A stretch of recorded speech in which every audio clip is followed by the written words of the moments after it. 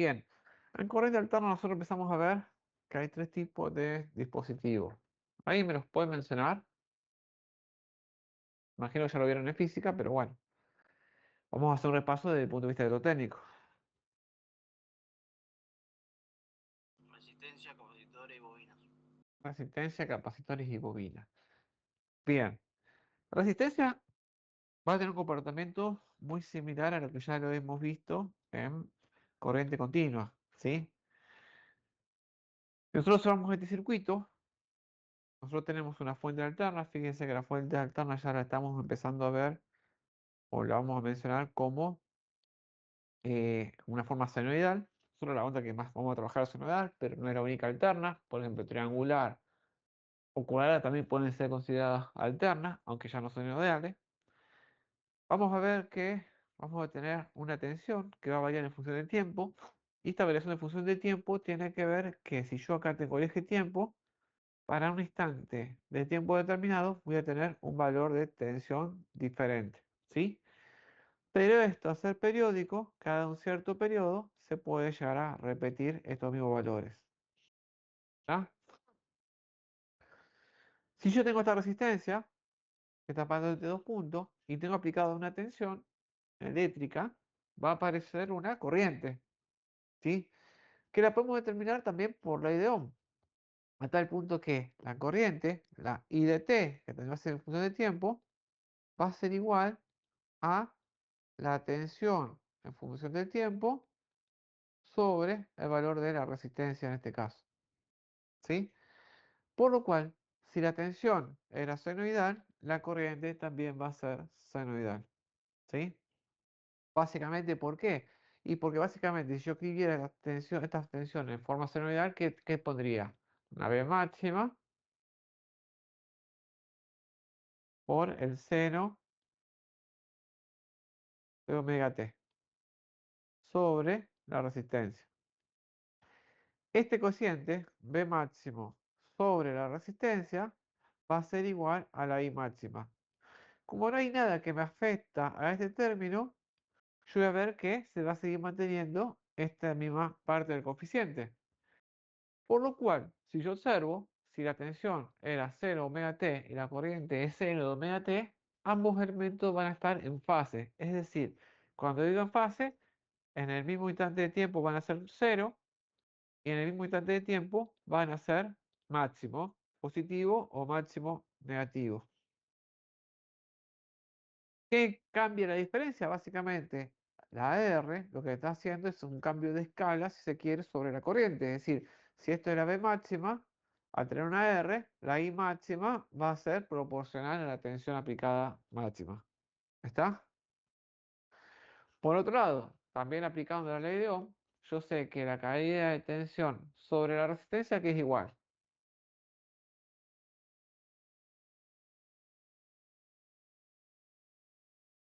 La intensidad. La caída de tensión de la resistencia que es igual a la intensidad, ¿por qué? Por la resistencia. Por la resistencia. Es R por I. Entonces, si la corriente tiene esta forma senoidal, la tensión va a ser B máximo por el 0 omega t, que es la expresión que se está expresando en este término. ¿Sí? Entonces, a tener en cuenta, tanto en la resistencia, tanto la tensión como la corriente van a estar en fase. Si este fuera mi punto de referencia, es decir, mi ángulo θ igual a 0, ambos estarían apuntando al mismo sentido. ¿Sí? ¿Qué pasa si yo acá tuviera otra resistencia?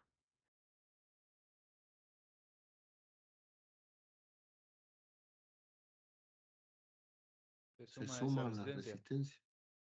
Se suma la resistencia, por un lado, R1 más R2 es igual a R. Y por el otro lado, si yo observo esta caída de tensión, que es igual a R por I, y esta caída de tensión, que es igual a R por I, R2 por I, la corriente va a ser la misma en las dos resistencias, estarían todas en la misma fase. Si la corriente es la misma, la tensión, y básicamente las caídas de tensión se podrían sumar porque estarían en la misma fase. Si acá fuera otro elemento que no fuera resistencia, ya esa suma directa no la podría llegar a realizar. ¿Tá? Profe, en ese caso nos hace una resistencia equivalente, ¿no? Sí, Ah, sí, es lo mismo. es lo mismo. Es exactamente lo mismo. Hasta ahí es lo mismo que veíamos en corriente continua. Acá se respetan todos los mismos elementos. La única diferencia es que la tensión y la corriente son dependientes del tiempo. ¿Tá? O sea, todo lo que aplicamos en corriente continua hasta acá se aplica. Veamos qué sucede en este circuito. Lo podemos analizar. Acá tengo dos resistencias de 100 ohm. ¿Sí? Voy a tener dos caídas de tensión. Si yo mido la tensión entre este punto y este punto, voy a estar midiendo esta caída de tensión. Y si mido entre este punto y este punto, voy a estar midiendo esta caída de tensión. ¿Está? Como para tener idea o tener el principio. Si observo, esta caída de tensión que vemos en azul es proporcional a la corriente, porque básicamente es la caída de tensión de la fuente sobre la sumatoria de la resistencia, que sería esta corriente que circula por acá. Y si observo este valor sobre este punto, todo respecto a tierra, estoy midiendo esta caída de tensión sobre R1. ¿Está? Si yo lo grafico, lo voy a ver de este lado. ¿Conocen lo que es el multisim? Sí, sí, ¿Lo han usado? bastante. Yo no, profe, Yo no. primera vez que lo escucho. Ok. No, Si yo, no. si yo observo, a ver si puedo recuperar el puntero del mouse.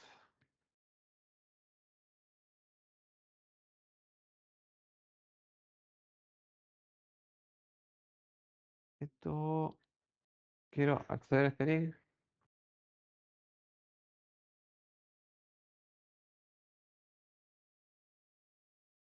Yo le voy a compartir. Esto está. Círculo. Voy a compartir pantalla el link donde lleva eso. Se los paso acá por chat para que lo quiera ver.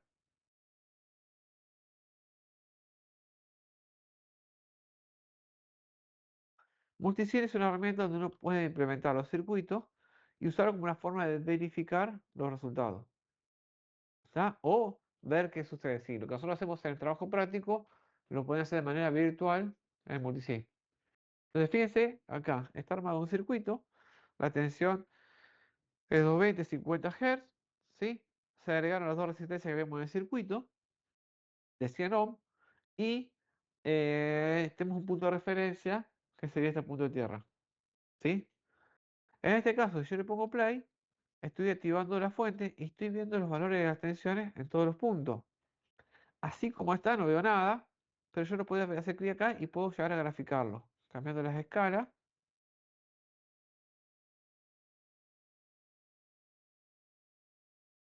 Y puedo mejorar.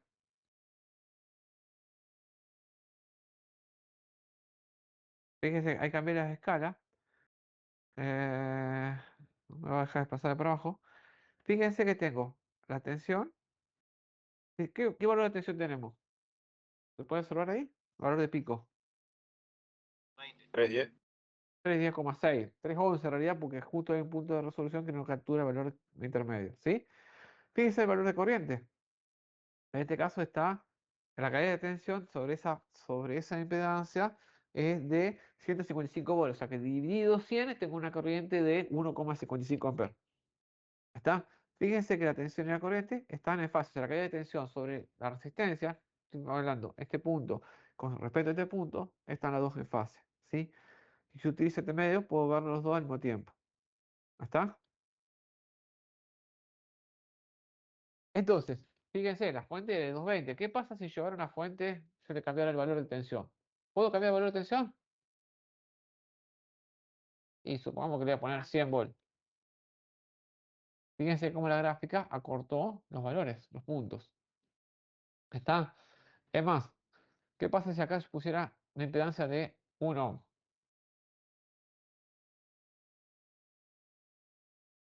¿Qué pasó con lo Corriente. verde? Estoy viendo el valor de corriente y si observo, prácticamente es imperceptible, salvo que yo me haga mucho zoom. Fíjese que la tensión no se ve, por factor de escala, y la corriente está en 1,39 por tener amperes. O sea, ¿por qué mido en volt? ¿Y por qué digo que es corriente?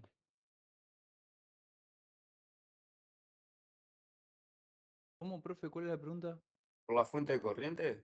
No. A ver, yo digo que la corriente acá es de 1,4 amperes, pero estoy viendo 1,41 volt o 1,39 volt. ¿Por qué digo que la corriente vale 1,4? Está midiendo. Está dividido por 1. Porque yo acá, en este punto, tengo 1,4 volt. Esta La es la caída caída de de tensión tensión. sobre esta resistencia. La resistencia vale Claro. 1, 1,4 sobre 1, 1 amper. 1,4 amper. ¿Está? ¿Me siguen hasta ahí? Sí, la ley de Sí, Ohm. sí. Apliqué Voltaje la ley dividido de Ohm. resistencia. Exacto. Apliqué la ley de Ohm. Entonces es una forma de, con los osciloscopios, de obtener el valor de las corrientes. ¿Sí? Usando las caídas de tensión. Fíjense que si ahora cambio la resistencia eh, y lo llevo a un valor de 10 ohm, fíjense cómo cambió en la escala de la corriente.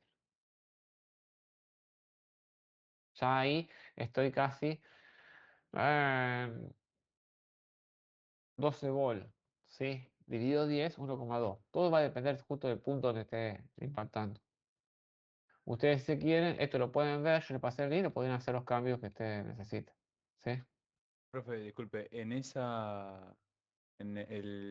la tensión que hay en la línea verde sería, porque estoy viendo acá el circulito de la izquierda que Sí, oscila entre 8 y 11, positivo y negativo. Esa es la caída de tensión que tiene en esa resistencia. exacto. Pues yo O, estoy midiendo la tensión entre este punto y la Tierra. claro, claro, claro. Ahí entendí. ¿Está? Está, gracias. Bien. ¿Alguna duda? Fíjense que acá lo que está mostrando son valores de tensión instantáneos. ¿Para qué tiempo? Para el tiempo 6,3 kilosegundos. O sea, 6.000 segundos. A ver. Sí, 6.000 segundos. Fíjense que tendríamos, ¿cuántos segundos tendríamos en un minuto? 60. 60. Sí, igual es raro este valor. 6,3 kilosegundos. Como que tuvo mucho tiempo.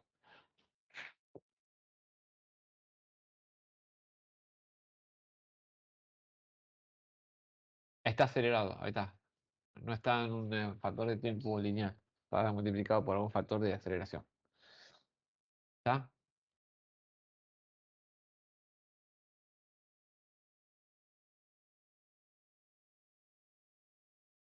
¿Esa plataforma la vamos a usar? Es libre gratuita. Ahora están en un proceso de migración que está saliendo del uso online a hacer una aplicación. Pero ustedes si quieren pueden bajarla. Permite una licencia educativa. Si ustedes quieren usarla es opcional.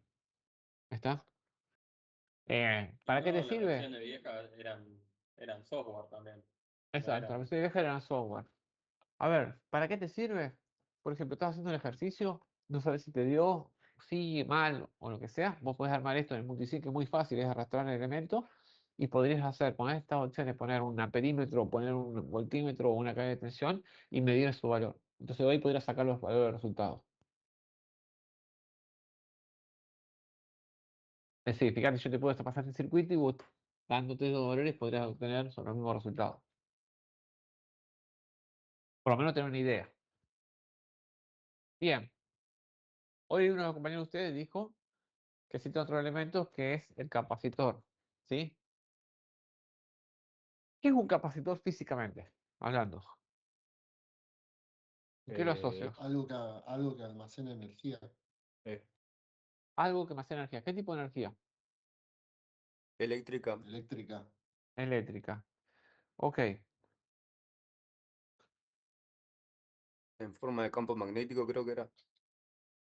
A ver. En forma de campo eléctrico. No, no, magnético.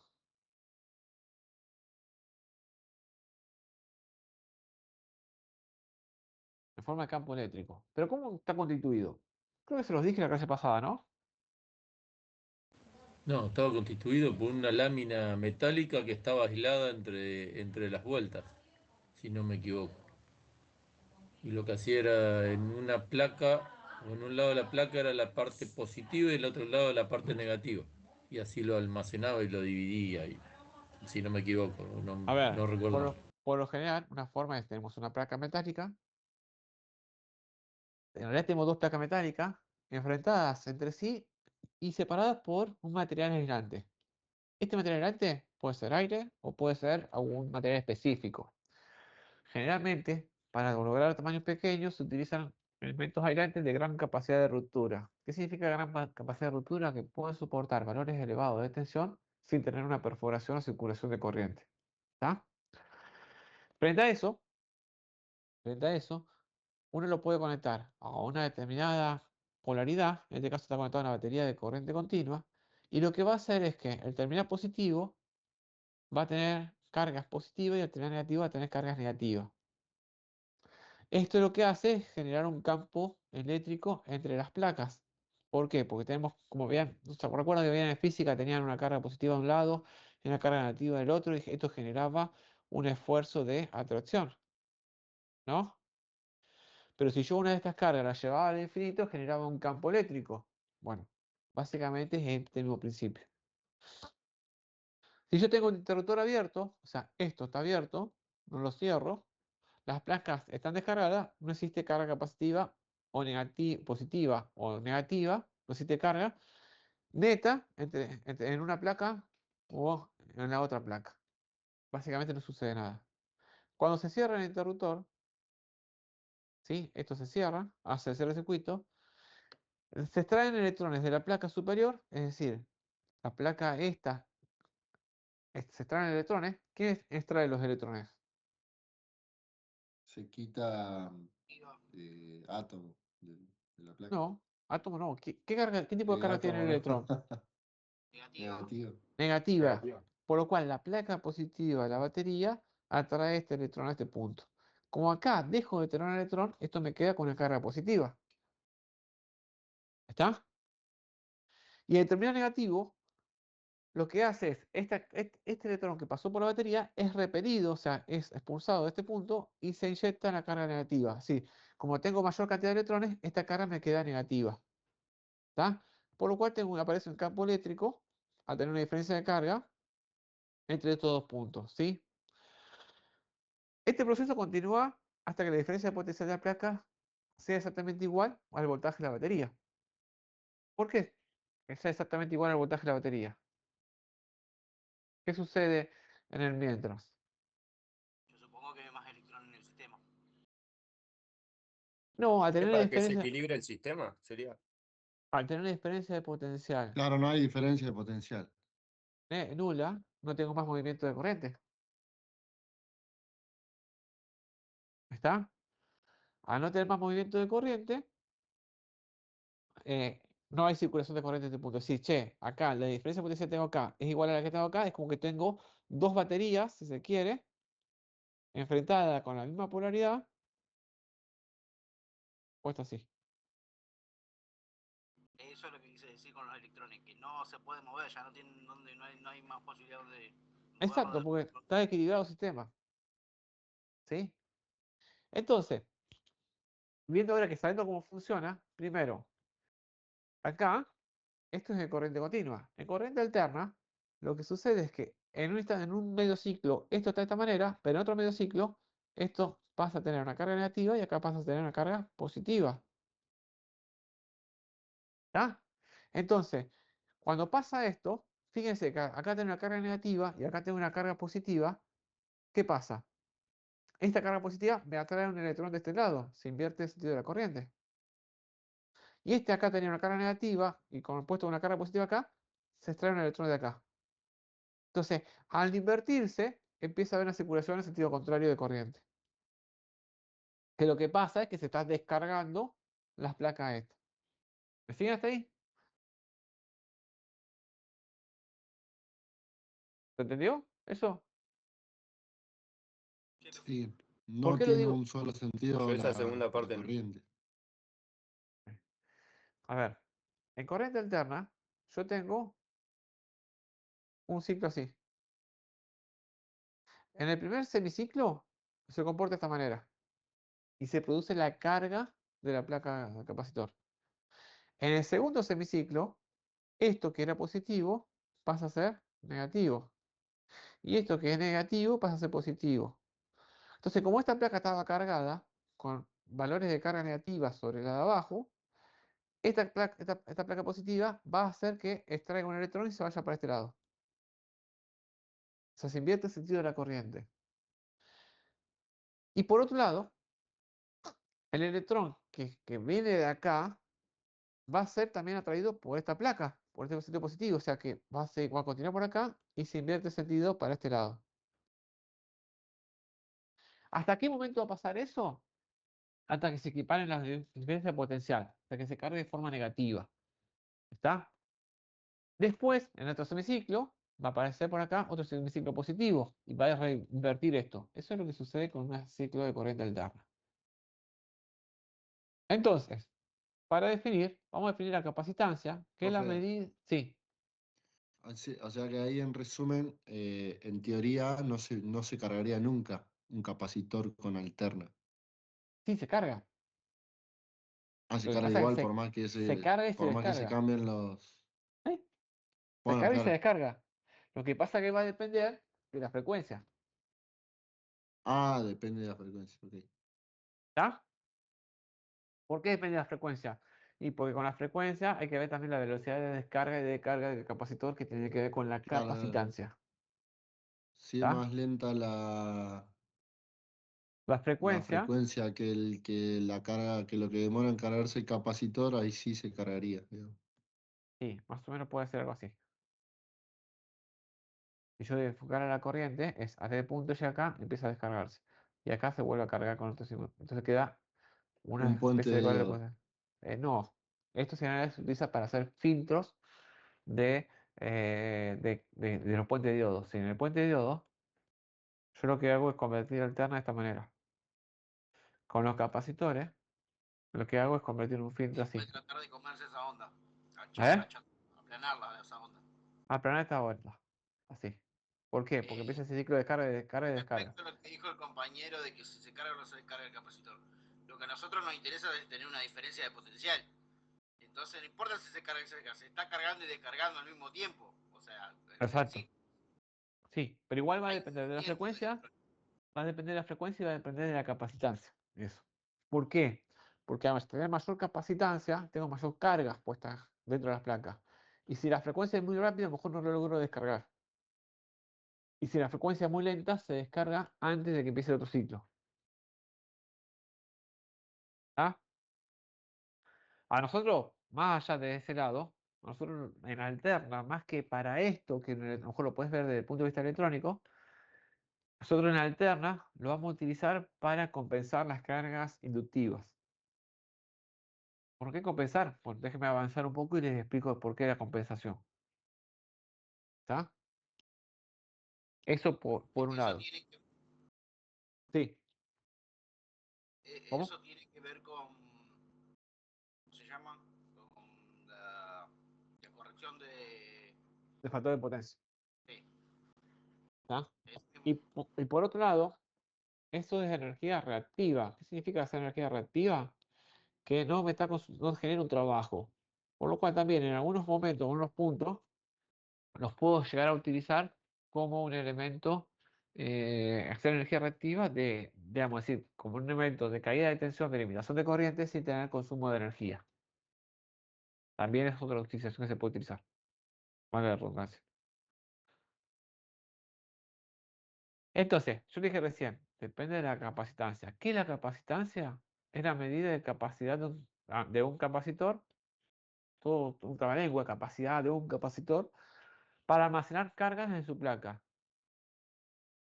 En otras palabras, su capacidad de almacenamiento. ¿Tá? Cuando es más alta la capacitancia de un capacitor, más grande es la cantidad de carga almacenada en las placas y por lo cual, con el mismo tensión aplicado, y eso tiene que ver con lo que decía hoy de la carga y descarga. Entonces, si yo observo, la capacitancia C es proporcional a la cantidad de cargas sobre la tensión aplicada entre las placas. Es decir, que un capacitor de capacitancia de un farad es la unidad de los capacitores. Si digamos, un capacitor tiene una capacitancia de un farad si se deposita una carga de un coulomb en las placas con una diferencia de potencial de un volt. Es una interpretación matemática del esquema. Ahora, nosotros podemos observar que mientras más grande sea la superficie de las placas, es decir, mientras más grande es el área, y mientras más pequeña es la separación entre las placas, es mayor su capacitancia. ¿Sí? Epsilon 0 es una constante de permeabilidad del vacío, que vale 8,85 por 10 a la menos 12, si mal no recuerdo. Ese es su valor. ¿Por qué yo le decía hoy? Esta D, fíjense que yo aumento la tensión y la descarga, digamos, diferencia, la distancia provoca que baje el valor, la descarga disruptiva del material. Por lo cual, si utilizo un material que tenga una alta descarga disruptiva, yo puedo achicar esta D y aumentar la capacidad sin aumentar el tamaño del elemento.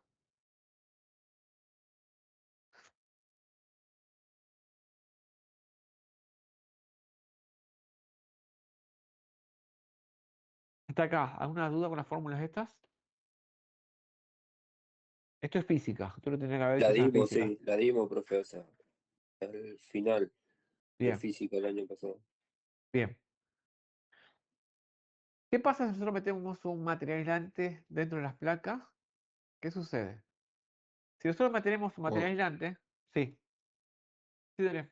no, nada, nada, nada. No. No, Iba a no, decir decilo. que podemos reducir la distancia entre las placas. Podemos reducir la distancia entre las placas, pero ¿bajo qué condiciones?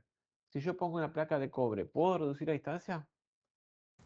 Sí, por No, la no, tiene que permeabilidad, ser ¿no? un aislante. Perdón, tiene que ser un aislante y un dieléctrico. Sí, es antieléctrico.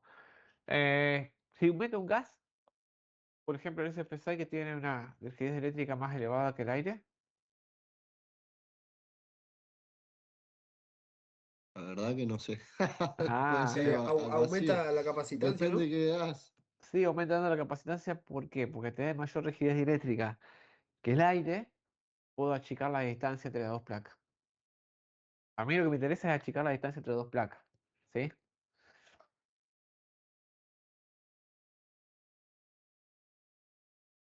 A ver, ¿qué pasa si metemos un dieléctrico?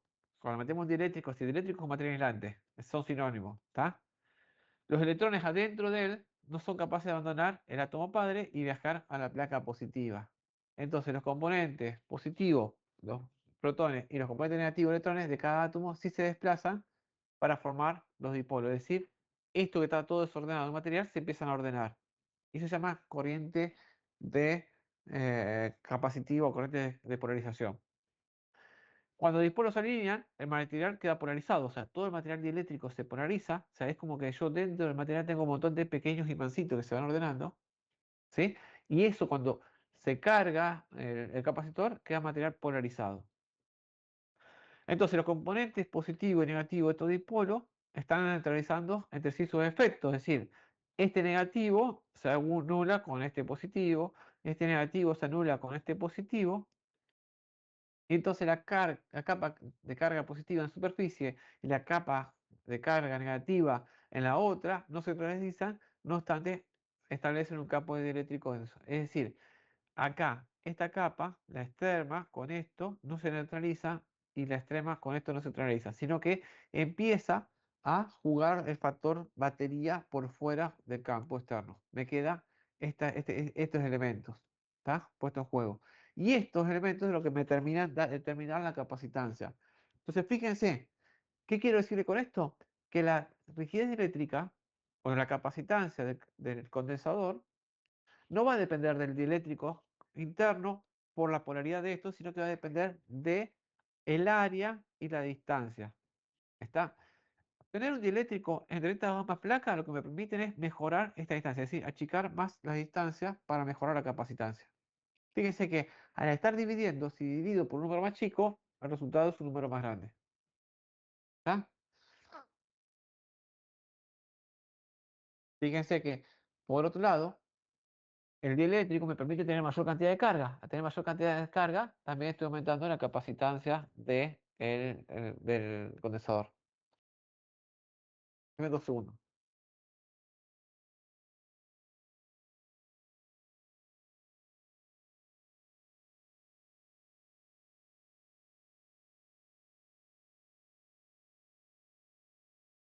Entonces, ahora, viendo esto, ¿cómo se comporta un capacitor?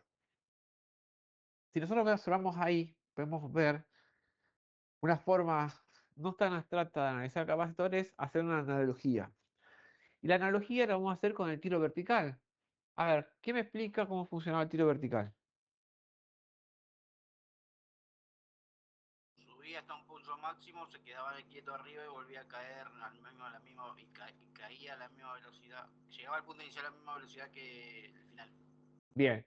¿Y qué tenía que ver este tiro máximo con el nivel energético? ¿Se quiere? Iba haciendo un traspaso de energía. Lógicamente, arriba tiene más potencial de gravitatorio. Bien.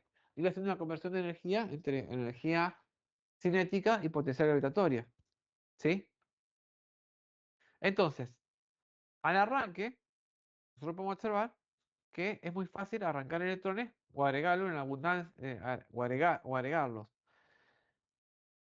Es decir, cuando nosotros empezamos este tiro vertical o este capacitor, tenemos una gran corriente. ¿Por qué? Porque con poca tensión puedo arrastrar muchos electrones, porque el campo todavía no está polarizado. Entonces la fuente de eléctrica alterna empieza un proceso aumentando lentamente la tensión y el capacitor esta obliga a seguirlo. Es decir, que con pequeños valores de tensión yo tengo grandes valores de corriente. ¿Está? Entonces, es como hablar de la posición inicial. La velocidad es máxima, por lo cual la energía cinética va a ser máxima y la gravitatoria va a ser cero. ¿Sí? En cambio, acá la tensión es cero, pero la corriente va a ser máxima. Si la cantidad de electrones va a ser máxima. ¿Sí? Con poco valor de tensión yo tengo un gran valor de corriente cuando el capacitor está descargado. A medida que aumento la tensión, el efecto que sucede es al revés de lo que uno esperaría. Che, aumento la tensión, yo quisiera ver una corriente más alta, pero lo que sucede en el capacitor en condiciones estables es que como que la corriente empieza a disminuir. ¿Y esto a qué se debe? A que ya está bastante más polarizado el capacitor, tengo más saturado de electrones y ya son los electrones que tengo dentro de las placas son más difíciles de arrancar, por lo cual necesito mayores valores de tensión para seguir arrancando electrones. Si yo mantuviera esta tensión estable, la corriente buscaría mantenerse para una tendencia descendente. ¿Está? Entonces, a medida que las placas se cargan, tengo menos electrones libres y por lo cual necesito mayor tensión para su liberación. A tal punto de que cuando llega un valor máximo de tensión, la corriente tiende a cero. ¿Sí? Llegado a este punto, la tensión empieza a disminuir. ¿Sí? Pero los electrones todavía siguen teniendo una respuesta, pero cada vez más negativa. Es decir, empieza a ver que el capacitor empieza, como yo empiezo a bajar la tensión, empieza a devolverme la energía que estoy poniendo en juego. Es decir, en este punto, volviendo a la diapositiva anterior, yo tengo tensión máxima, corriente nula, ¿sí? Y la posición final es de velocidad nula, es decir, estoy en el punto de tiro vertical en este máximo. A partir de acá, yo la conversión de energía, es decir, en este punto tengo toda la energía potencial gravitatoria y la cinética fue a cero. A partir de acá, la velocidad empieza a decantar valor negativo, o sea, a descender, y empiezo a tener una respuesta inversa. Che, la energía que yo invertí para subir a este punto cinética, empiezo a convertir la gravitatoria en cinética nuevamente. Entonces, ese fenómeno me muestra que cuando yo empiezo al ciclo digamos, a disminuir la tensión, el capacitor me empieza a devolver estos electrones que fue necesario aportarlos a la placa, dándome como si fuera una corriente negativa, a tal punto de que cuando llego a valor de tensión cero, la corriente está en su máximo de retorno. En este punto están las placas totalmente descargadas, por lo cual es mucho más fácil arrancar los electrones. Y fíjense que a medida que tengo una tensión negativa, es decir, que encuentro este punto, la corriente va respondiendo hacia un valor de tensión cero, que es cuando tengo el valor máximo negativo. Entonces, si yo voy graficando esto, y yo voy viendo el comportamiento de la corriente y la tensión, ¿qué conclusión puedo sacar? Si yo observo, Y coseno. ¿eh? Que una tiene una respuesta coseno y otra tiene una respuesta de tipo senoidal, ¿no? Ok, sí, perfecto. ¿Qué más? Sería desfasado 90 grados, profesor. Que esté desfasado de 90 grados. yo observo el paso entre cero de esta corriente, de esta tensión, con esta corriente es equivalente a pi sobre 2. ¿Y quién está adelante? ¿La corriente o la tensión? La corriente está atrasada. No, ¿Está adelantada? Ah, está está adelantada. está Adelantada. adelantada. Si yo me paro sobre este punto, ¿quién pasa primero por el máximo? La corriente. La corriente. La corriente. A ver, ¿por qué? Como les decía hoy, esto tiene que ver desde el punto de vista físico. Cuando el capacitor está descargado, con poca tensión tengo gran corriente. ¿Está? Y a medida que va aumentando la tensión, voy teniendo menos corriente porque tengo menos electrones puestos en juego. Entonces, si yo observo esta corriente, físicamente la puedo determinar que tiene un comportamiento igual a, o es proporcional a la capacidad con respecto a la variación de tensión. ¿Recuerdan la inductancia que vimos la clase pasada que la corriente era proporcional a la variación de flujo? Bueno, el capacitor es proporcional a la variación de la tensión. ¿Está? Entonces, si yo tengo una tensión senoidal, donde V máximo por el seno de omega t, y reemplazo en esta ecuación, yo tendría que aplicar una derivada sobre esta ecuación. ¿Sí? ¿Cómo me queda la derivada de este término? B máximo es constante. ¿Por qué es constante? Porque no depende del tiempo. Entonces, la derivada de una función que tiene una constante es una función compuesta, entonces debería derivar la primera y sumar la derivada digamos, la primera sin derivar por la derivada de la segunda, más la derivada de la primera por la derivada por la segunda sin derivar. Cuando yo derive la constante, se me va a hacer cero, o sea que me va a quedar un solo término y me va a quedar este valor por la derivada de la segunda. ¿La derivada del seno cuánto es? Coseno. Y como yo tengo un omega acá, que también está variable, es una función también sigue siendo compuesta, tengo que también hacer una aplicación, decir, che, es esta sin derivada por la derivada de la segunda. Y, bueno, haciendo este análisis, yo me va a quedar que I va a ser igual a C por B máximo por omega, no faltaría tener omega, por el coseno de omega t. ¿Sí? Si observo este comportamiento, este coseno de omega t es lo mismo que decir el coseno de x es igual a seno de x más 90. ¿Sí? Es una relación trigonométrica. Por lo cual, si yo reemplazo este término por este término, puedo observar que cuando la tensión es senoidal, la corriente también es senoidal, pero adelantado 90 grados. ¿Está? Y ahí lo tengo desde el punto de vista matemático. Esto que construimos físicamente, tenemos una respuesta matemática en estas expresiones. ¿Se entiende? ¿Tiene alguna duda?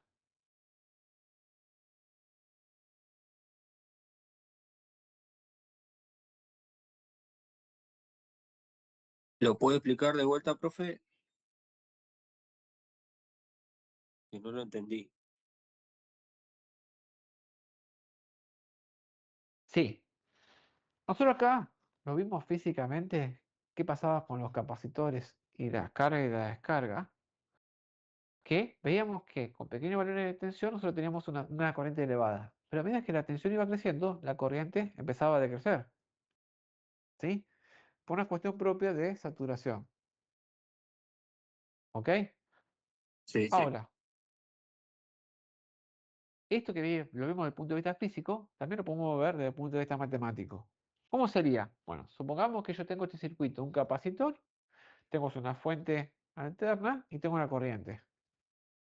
Si yo quiero calcular la corriente va a ser igual al capacitor por la derivada de la tensión respecto al tiempo. Esta derivada de la tensión respecto al tiempo viene de un análisis físico que vimos recién, ya pasado a un término matemático. Si esta tensión es igual a B máximo por el seno de omega t, si nosotros reemplazamos y resolvemos, es decir, aplico la derivada respecto al tiempo de esta función, la derivada de esta función va a ser igual a C por B máximo por el coseno de omega t. Y si mi cálculo me erra, acá faltaría un omega. Que mi cálculo no le lleva. El coseno de omega t, el coseno de omega t es igual, o sea, el coseno es lo mismo que expresarlo como coseno de x. O sea, si yo reemplazo omega t igual a x, estoy en esta opción. Y el coseno de x es igual al seno de x más 90. Es decir, yo al seno, a este coseno, yo lo agarro, lo traigo a 90 y veo que el coseno y el seno son lo mismo, desfasado a 90 grados. ¿Hasta ahí se Sí, entiende? sí. Matemáticamente está respondiendo a eso. Ahora, entonces, si yo acá vuelvo a poner a x por omega t, acá reemplazo omega t y reemplazo esta ecuación perdón, por esta, me va a quedar, esta es una ecuación que está acá. La reemplazo esta ecuación por esta, me queda que la corriente es igual a I máximo por el seno de omega t más 90. ¿Está? ¿Qué cambia entre la corriente y la tensión? Primero, cambia este valor, que es distinto a este. ¿Qué sería? Básicamente lo que cambia es la amplitud. La amplitud, o sea, este valor, este coeficiente, lo que cambia es que sea más alto o más chico. ¿Hasta ahí? ¿Me seguís? ¿O me siguen? Sí, profe, sí. Está, es un factor de escala. Pero a su vez me cambia esto. Acá es más 0, más este, y acá tengo 90. ¿Qué significa que tengo 90? Que en vez de estar los dos en fase, eso no estaría correcto, sino estaría así. Adelantado 90 grados. Es decir, uno va a estar así y el otro va a estar así. Perdón, es horrible salen los gráficos. ¿Está? Entonces acá lo podemos ver gráficamente. Si yo observo, el vector tensión tiene un pi igual a 0. Si lo grafico, lo graficaría el B máximo acá, donde B máximo es igual a la U, ¿sí? Con el ángulo 0. Recuerden lo que hicimos en la clase pasada. Y si grafico la corriente tendría un I máximo, que sería igual, en este caso, a I, o la I eficaz, o su valor eficaz, esto lo divido sobre raíz de 2. Estoy graficando esta I, la I eficaz. Y fíjense que estoy adelantando 90 grados. Por este más 90, lo adelanto 90 grados. Entonces, tengo dos vectores que están desfasados 90 grados. Si observo el sentido de giro, dado por omega, pasaría primero esta I y después pasaría la tensión. Es decir, que la corriente está adelantando a la tensión. Y acá lo vemos de forma senoidal. ¿Está? ¿Se entiende ahí?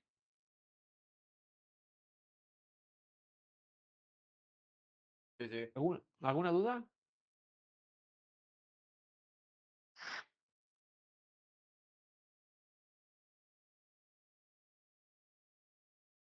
¿Quieren verlo en el multisim? A ver si se responde a la misma manera. Bueno, Bueno, denme 2 segundos que les voy a pasar el enlace.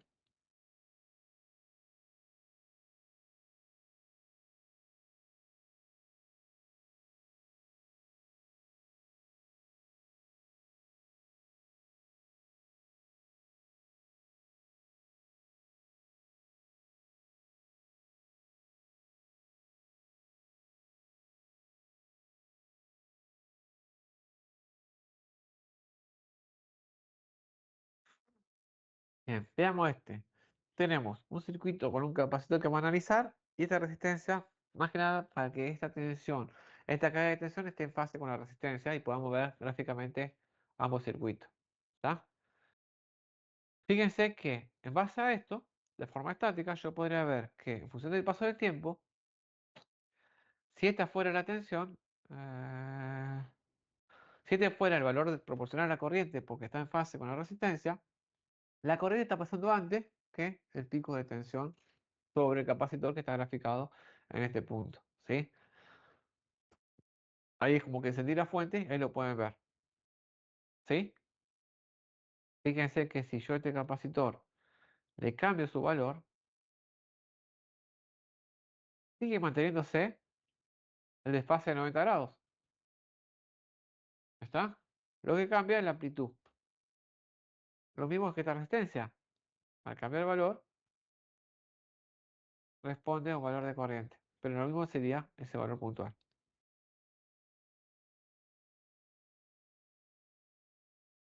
Lo importante de esto es ver que siempre frente a un capacitor de una resistencia, el desfase va a ser de 90 grados y siempre el capacitor, la corriente capacitiva va a estar adelantando a la tensión sobre la red. ¿Ok?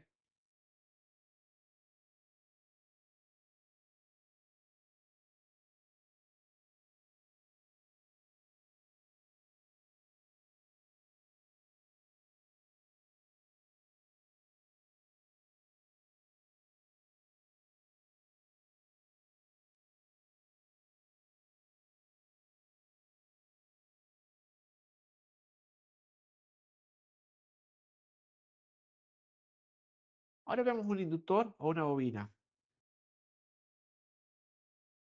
Primero, ¿qué es un inductor? ¿Qué es un inductor? Algo que induce, ¿correcto? No, no sea tan literal. ¿Qué es Genera un campo eléctrico. ¿Una bobina? una bobina? ¿Qué sería una bobina? Un hilo de cobre o un conductor enrollado Enrollado en sobre un material aire, ferromagnético. sobre aire o en un material ferromagnético. ¿Está? Cualquiera de las dos opciones está bien.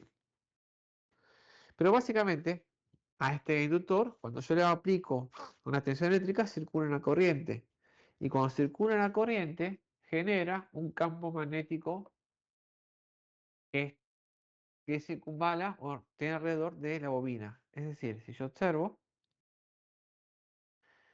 sobre cada espira voy a tener un campo magnético. Que si yo hago una sumatoria, este campo magnético se va a comportar de esta manera. Concéntrico sobre el campo de espira puesta afuera. Es como que esto se convirtiera, un electroimán tiene un polo norte y un polo sur. ¿Sí?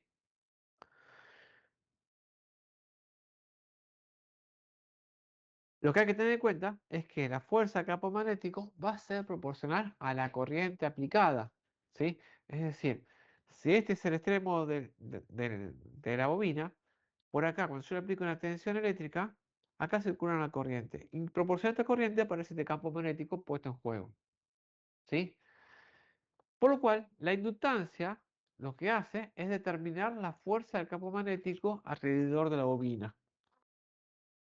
Su valor de medida es el Henry, fíjense que para el capacitor es un farad, y marca el nivel de inductancia necesaria para, inducir o generar una tensión de 1 volt a través de la bobina debido al cambio de la corriente.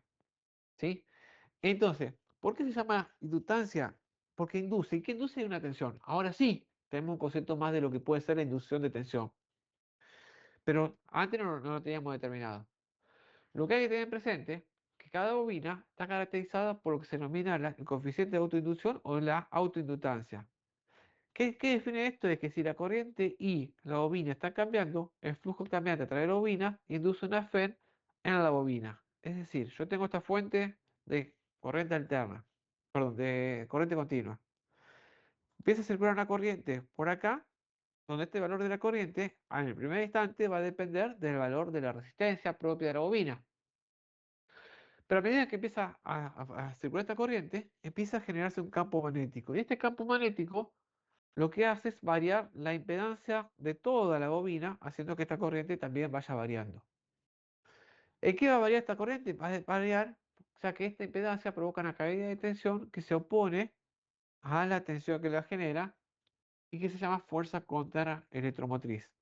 Donde esta fuerza contra electromotriz es igual, o sea, también se denomina FEN autoinducida, que es igual al coeficiente de autoinducción por la variación de corrientes respecto del tiempo. Y este negativo indica que se opone a quien la genera, por la ley de Lenz. Al igual que el capacitor, la inductancia almacena energía, pero la energía que almacena no es en forma de campo eléctrico, sino en forma de campo magnético. ¿De qué Profe, vale? Sí, antes de que siga, esto se ve mucho en plaquetas, ¿sabes? ¿Puede ser? sí. ¿Cuál sería la función, digamos, como para entender un poco el funcionamiento, digamos, a qué se Eh, aplica? En plaquetas se aplica generalmente como bobinas de choque. Vale, o sea, por dos motivos se puede aplicar. Primero, por bobina de choque y lo otro es como para hacer aumento de impedancia sin tener aumento de energía activa. Como bobina de choque, nosotros vemos que si tenemos una gran corriente, lo que hace esto es generarte un freno a esa gran corriente y proteger el circuito. ¿Tá? Se usa como método de protección, digamos. También Es se le un llama método de protección Podría dinámico. usar. Ok. Sí, Y esto se relaciona a lo que está explicando ahora también. sí. O sea, ahí Sergio iba a decir algo, va a contar algo. Claro que también se le llama amortiguador, una cosa así, cuando viene una señal de Amortiguador inductivo. pico y la corta. Exacto, amortiguador inductivo. Esta es una opción. ¿Está? Y después, como aumento de impedancia que sea reactivo, es decir, al ser reactivo, no tiene un consumo de potencia activa, es decir, no genera un calor, si se quiere. ¿Está?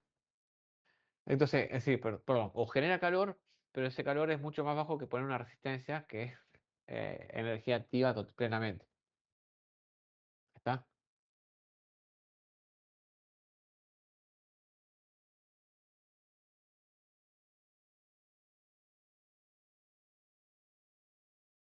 ¿Me escuchan ahí?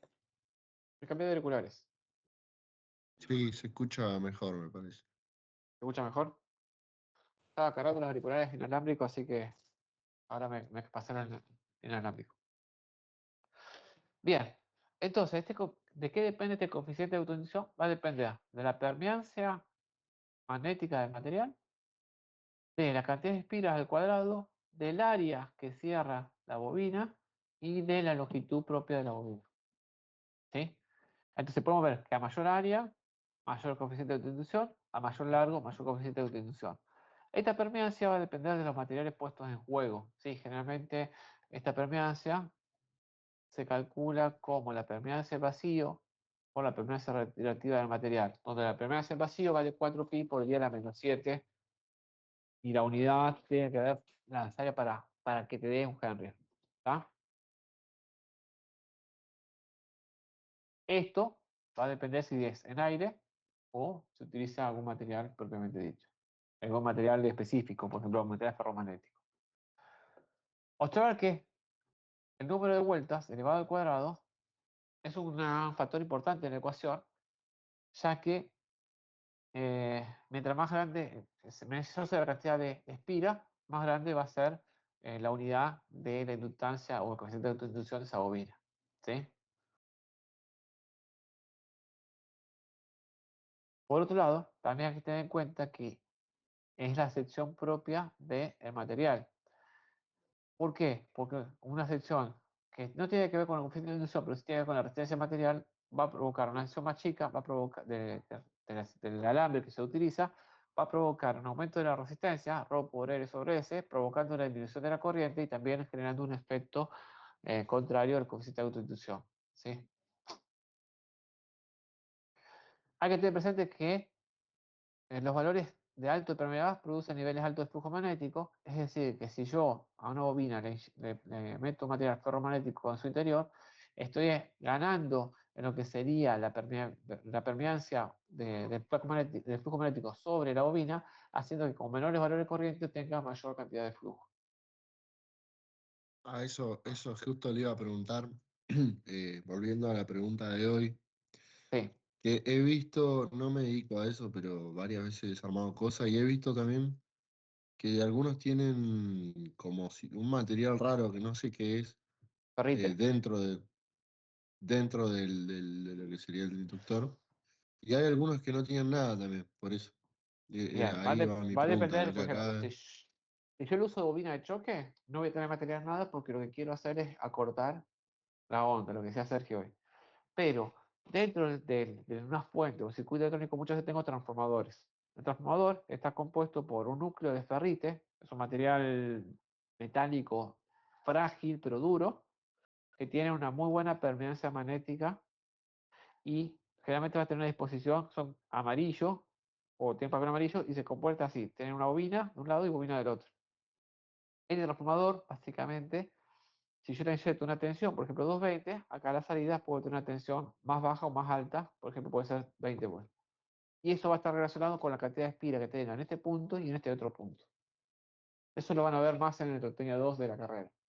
Sí, se calcula un voltio por vuelta, más o menos, por lo práctico, pero no. Debe ser tan En exacto. realidad, que la relación de transformación depende de la tensión 1 sobre la tensión 2 y que va a ser igual a N1 sobre N2, es decir, la cantidad de espira en el bobinado primario sobre la cantidad de espira en el bobinado secundario.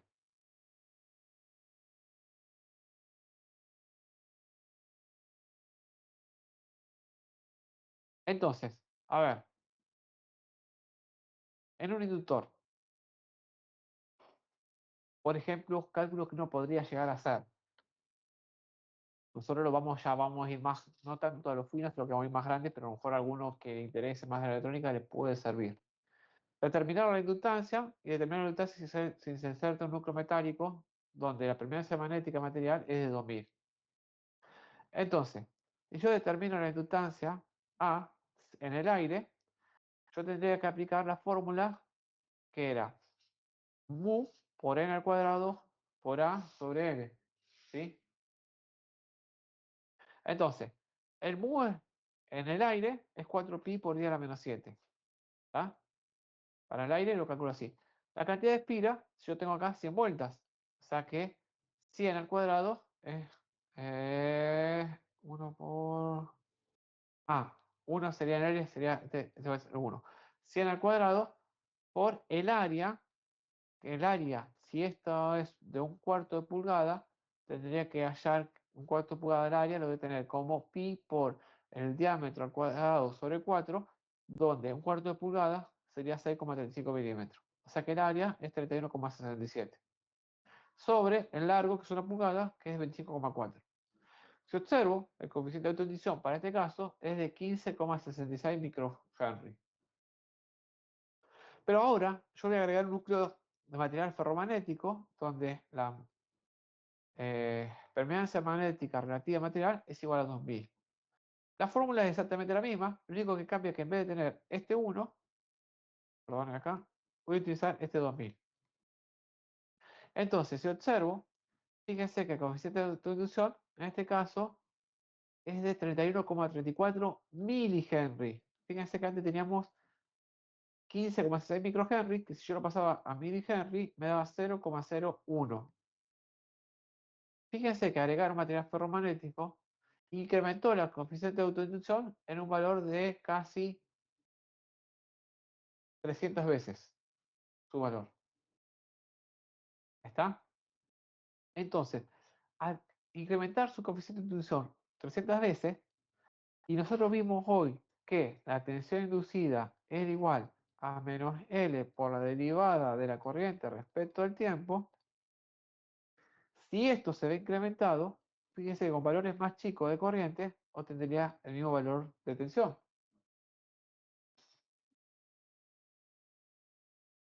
¿Me sigue? ¿Me entiendes?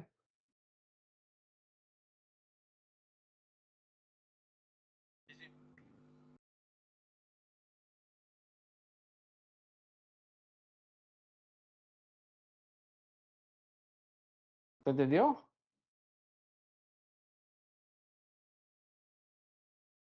Sí, profe, yo entendí. La L aumenta, también tiene que aumentar. Claro, pero en realidad el efecto más que aumentar la E es porque yo necesito menos corriente para generar la misma E. Esa sería una forma más fácil de ver. Veamos cómo se comporta en corriente alterna un inductor. En este caso, admitiremos que el circuito carece de resistencia óhmica, o sea, vamos a usar un inductor ideal. ¿Sí? Y acá vamos a analizar. Cuando yo tengo valor de tensión nulo, ¿Sí? Vamos a ver qué sucede con, en este caso, los valores de corriente y de tensión. Lo que yo me está graficando acá, en celeste, es la fuerza autoinducida. Recuerden que cuando nosotros dijimos, bueno, si acá tenemos una B, la fuerza autoinducida va a ser igual a E, donde E era igual a menos L por la derivada de la corriente respecto del tiempo. Como simplemente esta E es contraria a la B porque es una caída de tensión, va a estar desfasado 180 grados. Por eso nosotros la vamos a graficar en una oposición plena.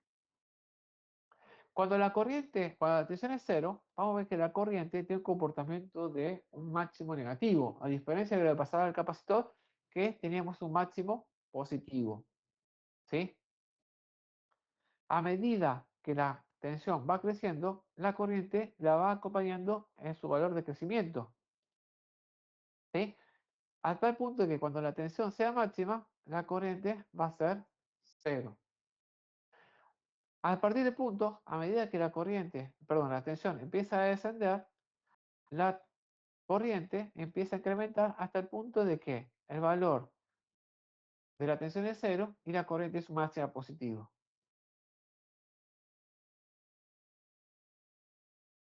Entonces, haciendo el mismo análisis que hicimos con el capacitor, ¿qué pasa con la corriente? ¿Está adelantada, atrasada o en fase con la tensión? Atrasada a 90 grados. Está atrasado a 90 grados. ¿Está? Entonces, veamos lo que sucede matemáticamente. Entonces que la tensión es igual a L por la derivada de la corriente respecto del tiempo. Si la corriente es igual a I máximo por seno de omega t, vamos a empezar por la corriente porque es lo que tenemos que derivar, vamos a ver que si nosotros aplicamos la derivada, nos va a dar que L por I máximo por el coseno de omega t. ¿Sí? Por lo cual, hoy vimos que el coseno de omega t es igual a el seno de omega t más 90. Por lo cual, si yo reemplazo, veo que la tensión es igual a la tensión máxima por el seno de omega t más 90. Recuerden que hoy teníamos que la I era igual al I máximo por el seno de omega t más 90. ¿Qué observo? Que en este caso la corriente, perdón, hoy era seno de omega t más 90 y la tensión estaba atrasada, o sea, la corriente estaba adelantado. Acá, ¿quién está adelantado y quién está atrasado? En este caso podemos observar por este cálculo matemático que la corriente está atrasado 90 grados respecto a la tensión. Es decir, la tensión está pasando 90 grados antes que lo que sucede con la corriente. Es decir, que si yo usara una magnitud relativa entre la corriente de capacitiva y la corriente inductiva, ambas están desfasados 180 grados una respecto del otro. Y si lo grafico lo puedo ver en este punto. Es decir, yo tengo en azul la tensión y en naranja la corriente, voy a ver que cuando la tensión adelanta, la corriente está atrasado 90 grados. Siempre el efecto se da 90 grados después. ¿Sí? Fíjense, por valor positivo de valor máximo negativo en la tensión, pi sobre 2 atrasado está el valor máximo negativo de la corriente. Vectorialmente lo puedo graficar de esta manera. Si la tensión está en ángulo cero, la corriente está atrasado 90 grados de tensión. ¿Cómo era la tensión, la corriente hoy en el capacitor? La habíamos dibujado acá arriba. Adelantado 90 grados respecto a la tensión. Entonces, fíjense que entre el capacitor y el inductor está desfasado 180 grados. ¿Lo vemos en el multisig? Dale.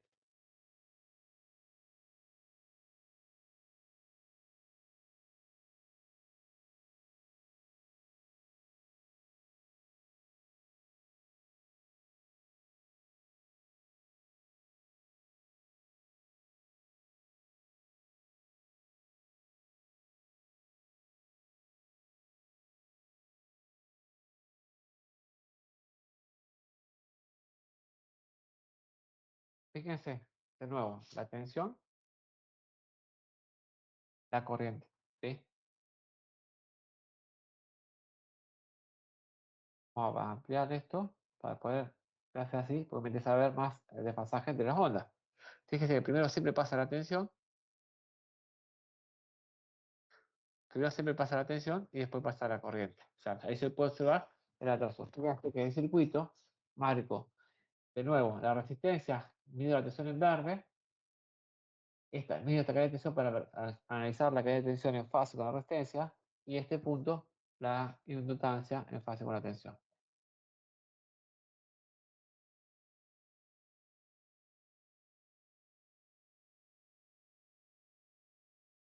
Ahí les paso el link, porque me parece que no se lo pasé todavía.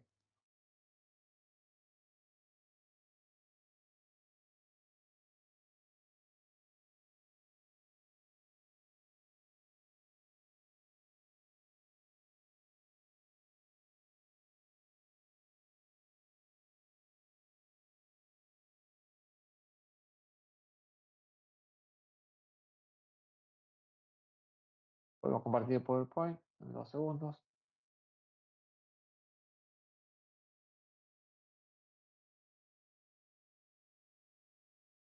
Entonces, ahí podemos ver todos los gráficos juntos al mismo tiempo. En la resistencia, la tensión y la corriente están en fase.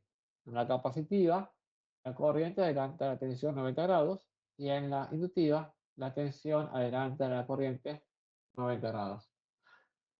Consejo práctico, siempre toma referencia a la tensión. Entonces, la tensión y la corriente de resistencia tienen más fase, la tensión está atrasado, o sea, la corriente está adelantada 90 grados respecto a la tensión en la capacitiva y en la inductiva la corriente está atrasado 90 grados respecto a la tensión. Y acá lo pueden ver los gráficos senoidales.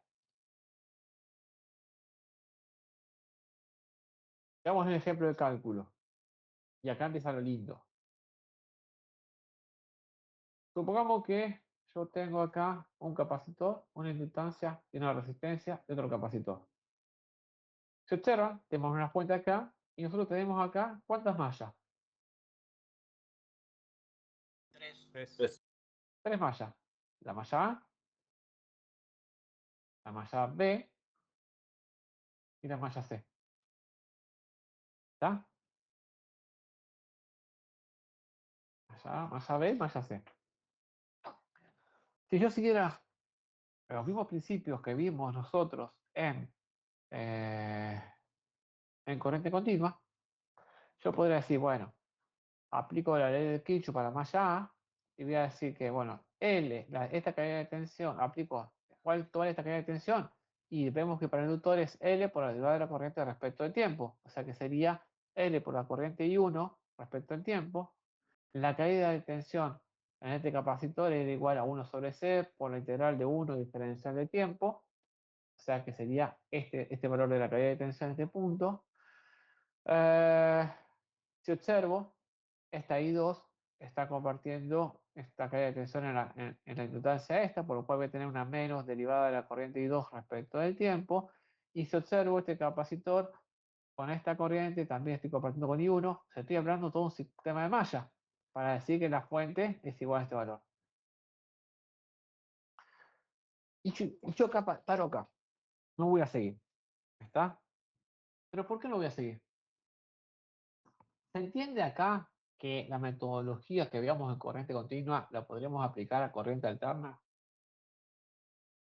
¿Que el armado de la malla Claro. sería la misma? Sí, Estoy hablando de armado de la malla. ¿Se entiende aplicando esto? la fórmula de inductancia y capacitancia. Aplicando fórmulas de inductancia y de capacitancia. ¿Sí? Ajá. Por lo cual el comportamiento es lo mismo. ¿Qué es lo complejo de esto? Las fórmulas. La fórmula. Que ahora tenemos La integrales y fórmula derivadas. Eso, la integral. Ahora tenemos integrales y derivadas. ¿Está? Eso O no lo sea, rendí todavía. y eso nos habla de ecuaciones diferenciales y de resolver sistemas de ecuaciones diferenciales. Sinceramente, chicos, todo eso es bastante complejo y ni siquiera en ingeniería se utiliza. Entonces, lo primero que les voy a decir acá es, che, esto sirve a nivel teórico para que sepan cómo uno va componiendo, Lo uso también a nivel teórico para decir, che, todo lo que aprendimos en corriente continua lo vamos a aplicar en corriente alterna. ¿Tá? Pero existen métodos y estrategias que a nosotros nos permiten resolver mejor estos circuitos y de forma más sencilla. ¿Está? Entonces, desde ahí nosotros vamos a ir trabajando y apuntando a esto. ¿Sí? La verdad que estaba pensando en eso, porque si antes se nos mezclaban los positivos y los negativos, ahora con todo ese choclo de cosas que se armaba, debe ser un rato largo para resolver. Sí. O sea, a ver, va a ser un poco más largo para resolverlo, pero como les digo, no deja de haber un método más sencillo. No es tan sencillo como corriente continua, pero es más sencillo. ¿Ok? Pero yo estoy sin parar, sin hablar, digamos, estoy hablando sin parar desde las 5 de la tarde. ¿Les parece que hagamos recargo de 15 minutos? Y así me prestan atención en esta parte. Dale, profe. Bueno, Vamos. profe, estamos. Ok. Son las 18:24. ¿Les parece a las 7:20? ¿Volver a clase? Dale, Bueno, profe, no hay profe. problema.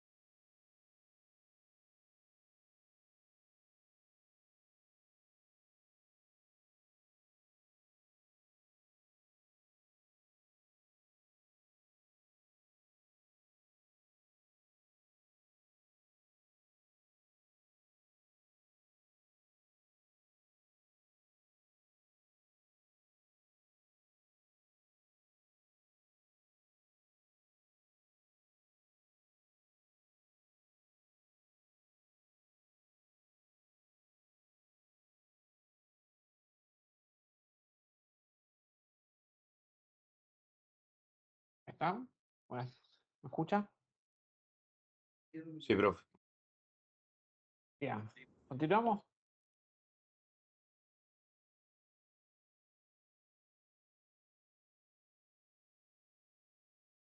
Se habrán visto hoy cuando hablamos, veamos que nosotros las cargas, resistiva, capacitiva, inductiva, las podíamos representar como vectores o fasores. Y se recordará de la álgebra de álgebra vectorial que a un vector se lo puedo representar por una coordenada en el eje X y otra en la coordenada del eje Y. Por otro lado, nosotros tenemos dentro de la matemática lo que se denomina representación compleja o números complejos, que básicamente en un mismo número tenemos dos dimensiones, una en los reales y otra en lo imaginario, la forma regular, rectangular. Pero a su vez, esto de la parte real, nosotros lo podemos hablar siempre como que nos encontramos sobre el eje Y, en el eje real, y la parte imaginaria como que nos encontramos siempre sobre el eje Y o la parte imaginaria, donde el número imaginario Y es igual a la raíz de -1. Esta misma forma yo la podría representar en una forma polar, en el cual la forma polar lo puedo representar como un vector en el cual tengo el valor del módulo, es decir, el largo del vector, con el ángulo puesto en juego. A tal punto que si yo tengo la forma rectangular de un número imaginario, que es igual, z es igual a x más ji, en su forma polar, z va a ser igual a r en el módulo del ángulo teniendo en cuenta el ángulo polar phi, donde x es igual a r por coseno de phi e y es igual a r por el seno de phi. Es decir, si yo agarro el phi de la forma polar y hago este módulo por el coseno de phi, obtengo su componente real. Y agarro este r por el seno de phi, tengo su componente imaginaria. Por otro lado, si teniendo los componentes x e y, yo puedo tener el módulo de r hasta el punto de que x al cuadrado más y al cuadrado raíz cuadrada de esto sería el valor de x, y puedo tener que la tangente del ángulo phi es igual al cateto opuesto y sobre el cateto adyacente x. ¿Hasta ahí me siguen? Estas son relaciones matemáticas de números complejos y números polares, que algo ya deberían manejar, entiendo yo, ¿no? ¿Lo vieron esto ustedes ya en matemática?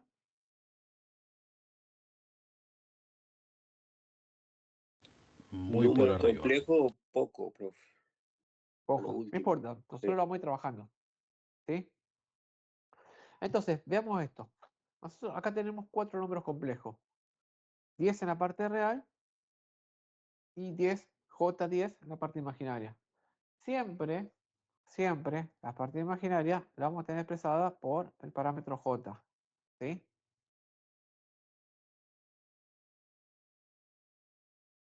Por lo cual, acá tenemos 20 en la parte real menos J, 5 en la parte imaginaria. ¿Sí? Esto es como expresar los 10 en X y 10 en Y. 20 en X menos 5 en Y. Este otro número tenemos 10, 45, sería la parte polar, es decir que este es un vector que tiene un vector módulo, al largo del módulo vale 10, y el ángulo respecto al eje de las X es de igual a 45. Y por otro lado, tengo este otro vector que tiene un módulo de 30 con un ángulo de menos 10. A menos 10 estaría para este punto y estaría menos 30 para ese lado. En los números complejos, yo puedo hacer distintas operaciones. Suma y resta, multiplicación y división. En lo que es suma y resta, siempre nos conviene trabajar en la forma rectangular. Es decir, esta forma es para suma y resta. Y esta forma, la polar, es para multiplicación y división. Entonces, en la forma rectangular, nosotros cuando hagamos una suma, si supongamos que queremos hacer z1 más z2, ¿cómo hacemos los vectores? Real con real, imaginario con imaginario. O real sea, con real, imaginario con imaginario, X con X, Y con Y. Entonces, 10 más 20 nos da como resultado, en la parte real, 30. Y en lo imaginario, lo mismo. 10 menos 5. 10 menos 5, ¿cuánto es? 5. 5. O sea que esto está mal. Perdón. Esto estoy. Acá estoy haciendo la resta. Es 10 menos 5. Y eso queda 5. Acá no es J10. ¿Está? Y si hago Z1 menos Z2, es real. 10 menos 20 menos 10. ¿Está? 10 menos por menos más. Más. O sea que esto me queda 10 más 5, J15. Bastante sencillo de ese lado. ¿Sí? ¿Qué pasa si lo tengo expresado en la forma polar? ¿Puedo hacer la sumatoria? Lo puedo hacer de la forma polar. Tendría que sacar las componentes. Lo que tengo que hacer en este caso es convertir este vector que está en polar, pasarlo a rectangular, y este otro vector que está en polar, pasarlo a rectangular. ¿Cómo lo hago? 10 por R coseno de 45 para X y 10 por R seno de 45 para la Y. ¿Sí? O, para este caso, 30 por coseno de menos 10, 30 por seno de menos 10. Y sumarlo una vez en rectangular, y si después lo quiero complejo, tengo que pasar a complejo. Para tener presente todo esto, la calculadora ya tiene funciones específicas para hacer estas operaciones. ¿Las conocen? ¿Las trabajaron? Sí, en física. ¿En física trabajaron? Sí, sí, Bien. Si no, yo aconsejo, porque hoy, antes era más fácil, pero hoy hay diversidad de calculadoras. Yo les diría, les doy como consejo, busquen en YouTube para su modelo de calculadoras cómo trabajar en números complejos, en números polares, conversión rectangular a polar. ¿Sí? A ver si yo te dije que busco algo ahora, si puedo para mostrárselo. Bueno, no tiene preparado, pero se me ocurrió decírselo ahora.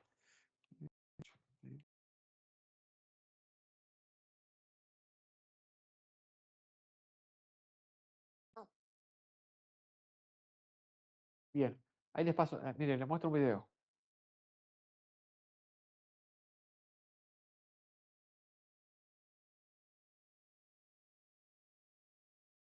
Por ejemplo, este es un video de YouTube para la FX82, que es una de las calculadoras más comunes que hay para el todo clases.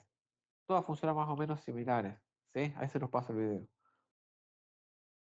Fíjense que lo que hace va a ser como una conversión de 5 más 50 rectangular y de 2,45, 4,5 a polar, ¿sí? ¿Con qué lo hace?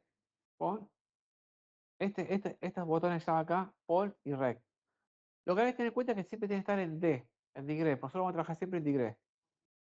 Entonces, para pasar de polar a rectangular, hay que apretar Shift y el botón POL para que ponga el Rec y poner los valores del polar. 65, 50, coma 50. Ojo que el coma no es el punto decimal, sino que la coma que está acá. Con eso ponen el igual y ahí le está dando el valor en X y se apretan Shift, alfa, perdón, M, perdón, alfa tangente, tiene el valor en Y.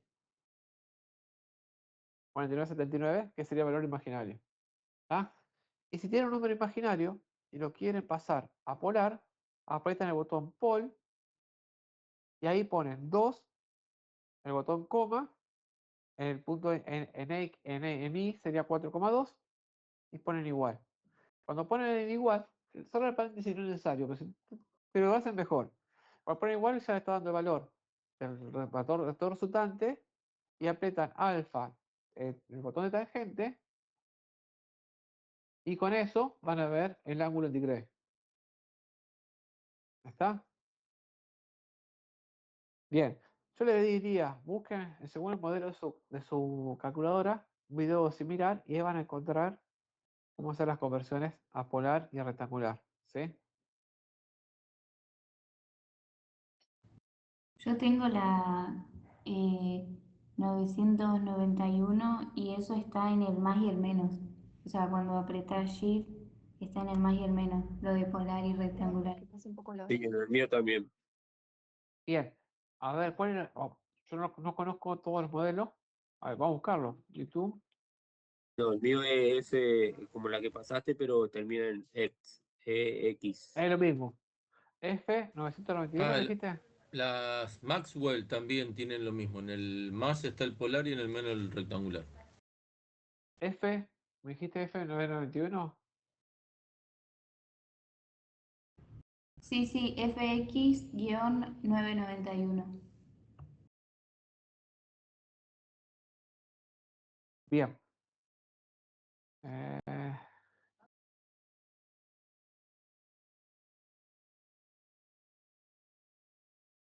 esa, esa calculadora, si mal no recuerdo, puedes trabajar directamente ya en imaginario. Sí, se puede. Es hermosa. Con eso ya directamente te simplifica un montón de cálculos porque ya pones los valores hasta poder sumar polar y automáticamente lo convierte. ¿Ves? Pones imaginario en 2 y ahí puedes poner 1 más raíz de 3i, ponele,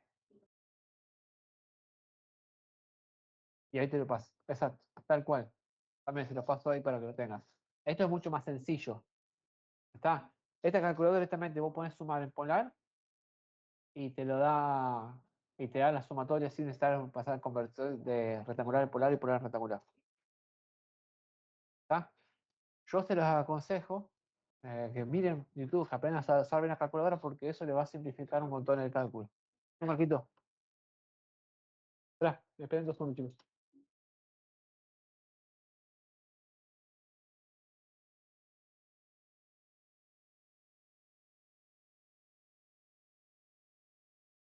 Entonces, bueno, con eso uno va pudiendo a trabajar y hacerlo de buena manera, porque esto le va a simplificar toda la resolución de ejercicios. ¿Está? Insisto, consejo, busquen revisar bien esas cuestiones para su calculadora, porque le va a simplificar todo el trabajo. ¿Está? Eso ya es estudio de su parte. Yo ahí mucho más que no lo voy a poder ayudar, y los chicos también, más allá de que podemos asesorarlos con la calculadora en un punto o en el otro. ¿Sí?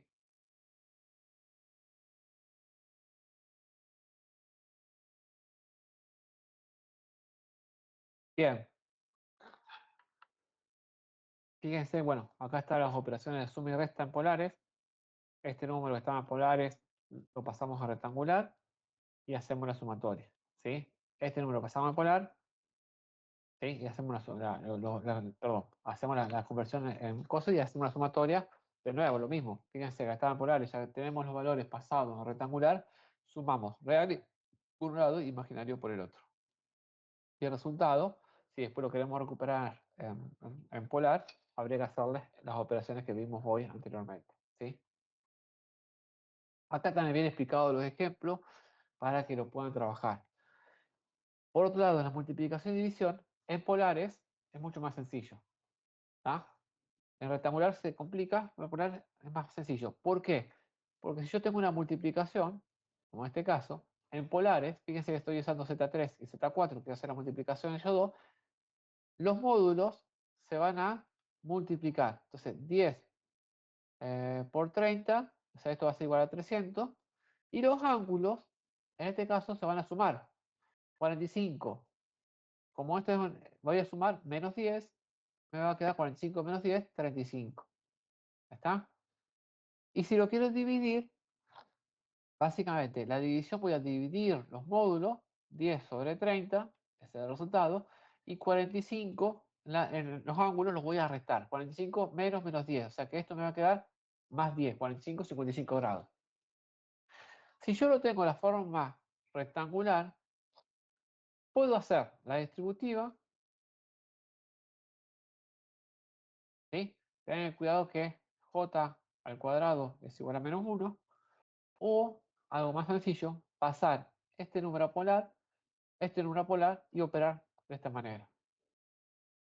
Si quiero hacer la división, lo mismo. Puedo hacer este número apolar y después operar como vimos anteriormente en esos valores. ¿Sí? Bueno, ahí está haciendo la conversión. Esto de rectangular lo estoy pasando a polar. Esta es su conversión en forma polar. Este número lo paso de rectangular a polar y esto es su forma polar. Y después hago las operaciones Z1 por Z2, directamente polar, sumo 10, 10 por 20. Bueno, ya lo estoy pasando acá. 10 por 20. No, perdón. Es 14,14 por 20 es 61. Y resto de los ángulos, 45 menos 14,03. ¿Sí? El resultado sería esta operación. La multiplicación entonces me queda 2,91 con un ángulo de 30,97. Y para el segundo caso, y después si lo quiero pasar a rectangular, simplemente aplico el coseno del ángulo sobre el valor resultante y el seno del ángulo para el componente y sobre el resultante y le puedo componer de forma rectangular. Consejo, agarren la calculadora, prueben hacer este ejercicio, que el resultado les vaya dando, vayan viendo cómo les da, y bueno, cualquier duda nos van a preguntar a mí o a alguno de los chicos. ¿Está? No hay problema con eso. Esto es práctica. Con la práctica lo van a sacar sin mayor problema. Bien. Tengo estos dos vectores de corriente. Quiero que lo resuelvan y obtengan la sumatoria de las corrientes. ¿Sí? O sea, se calcula la suma de la siguiente corriente, I1 e I2, utilizando fasores equivalentes, eficaces, y realizar el diagrama fasorial. ¿Cómo harían para resolver este ejercicio? Lo van a hacer ustedes, pero yo les ayudo a plantear en el inicio. ¿Qué es lo que harían? Pasarlo a rectangulares. Para sumarlo. Primero, obtener el módulo en eficaz. ¿Cuál es el valor en eficaz de esto? Sería eso dividido raíz de 2, que sería 10. 10. Es esto sobre raíz de 2. Como tengo raíz de 2 o raíz de 2, se me cancela. O sea que me va a quedar I1 eficaz es 10. E I2 eficaz, ¿cuánto vale? 20. 20. ¿Tá? ¿Qué ángulo tiene I1? 30 grados. 30. Solamente se quedan con esta parte. 30 grados. Fíjense que esto es para marcarme la frecuencia de la pulsación. En ambos casos son iguales, por lo cual lo puedo sumar y operar. ¿Y de este lado cuánto me queda? 60. 60. ¿Ah? ¿Cuánto vale I1 total? Debería ser 10,30 más 20 menos 60. ¿Ah? Entonces, lo que van a hacer es convertir esto a rectangular, van a sumar y después lo van a pasar a polar para darme el resultado total en polar. ¿Sí? Y fíjense que ya con la componente rectangular les va a servir para hacer el diagrama fasorial. Bueno, lo dejo trabajar un ratito a ustedes para que vayan usando la calculadora. ¿Sí?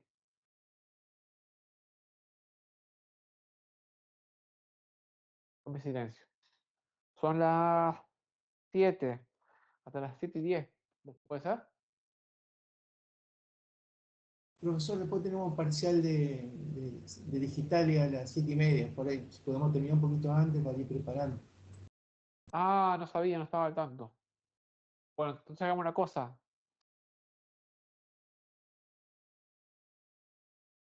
Yo 7:10 tomo asistencia.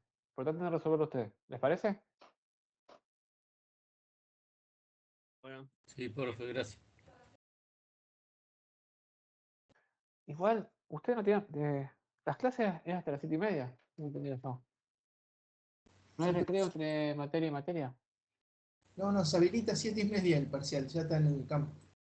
No hay problema con eso. Yo para saber, bueno, no sabía que tenía tan juntos.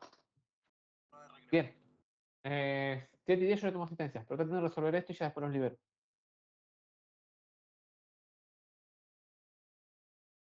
Profe, yo tengo la I de imaginario en lila en la calcu. Por las dudas, si lo sabes solucionar rápido. Como entrar al modo y complejo, ¿qué tiene la 991?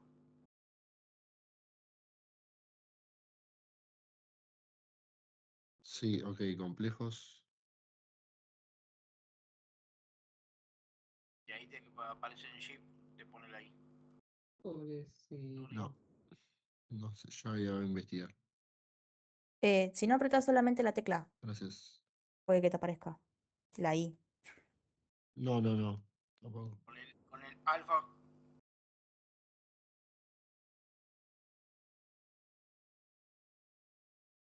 No, me va a tocar estudiarlo. ¿Pero cambiaste el modo? Sí.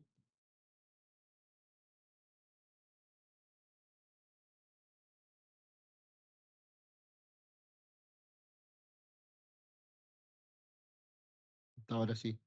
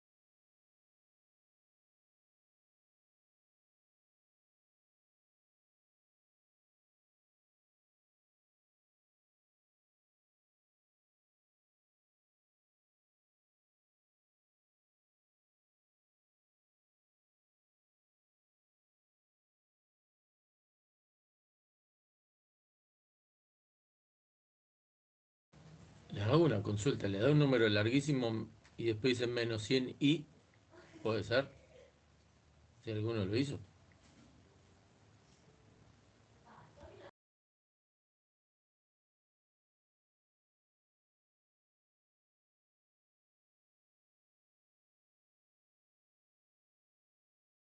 ¿En el primero, digo?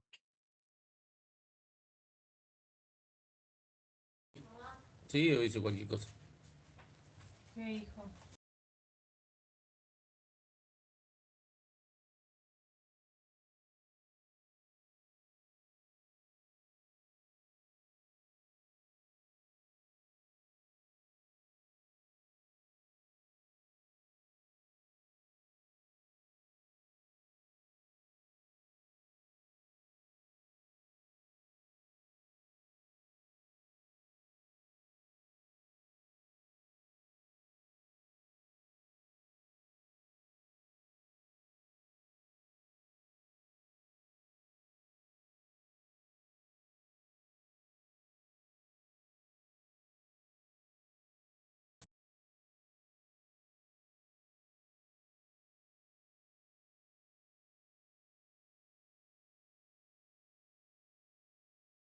Ninguno de los números me dio así.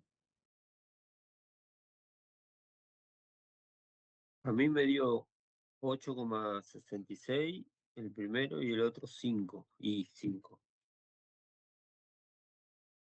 No sé si estará bien. Sí, O me mandé cualquiera. a mí me dio Sí, el igual. primero me dio ese. Y el segundo me dio 10 y me dio menos 17,32. Calculo que debe ser igual. Sí. Porque a mí me lo da con raíz de 3.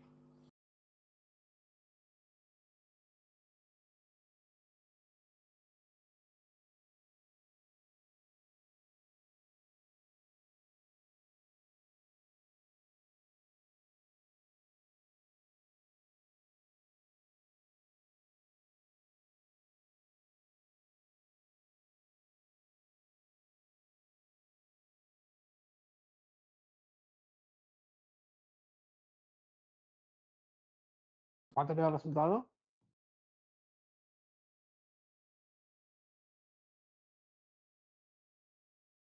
En polar, Sí, 22,36 bien, y menos 33,43 grados. bien, perfecto. Y en rectangular, 18,66 menos 12,32 y. bien, para eso.